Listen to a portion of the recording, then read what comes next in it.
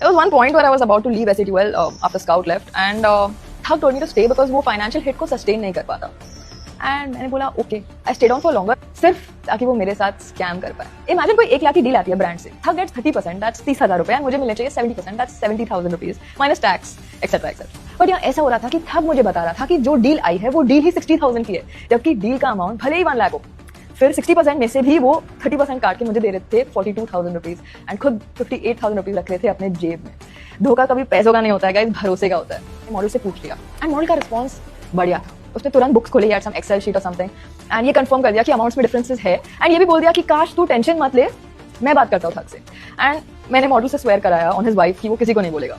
Tug did it again, फिर से scam किया, and then again multiple times. And I was like भाई नहीं, दिस इज नॉट राइट. मैंने ये समझ लिया कि जिसके फितरत में ही स्कैम है उसका कुछ नहीं हो सकता. एंड आई फाइनली टोल्ड थग कि मुझे उससे समझाना पड़ेगा कि ये अमाउंट्स में डिफरेंसेस क्यों आ रहे हैं, एंड ही सेड वो बताएगा. फिर नहीं बताया उसने. फिर मैंने दोबारा पूछा, फिर बताएगा.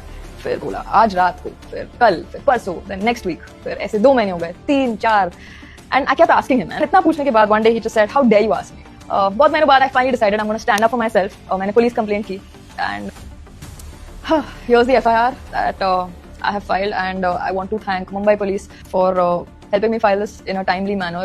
I want to thank the DCP of Zone 9, the senior PI, and the concerned investigating officer at Santa Cruz Police Station. I have full faith in the Mumbai Police कि मुझे justice मिलेगा.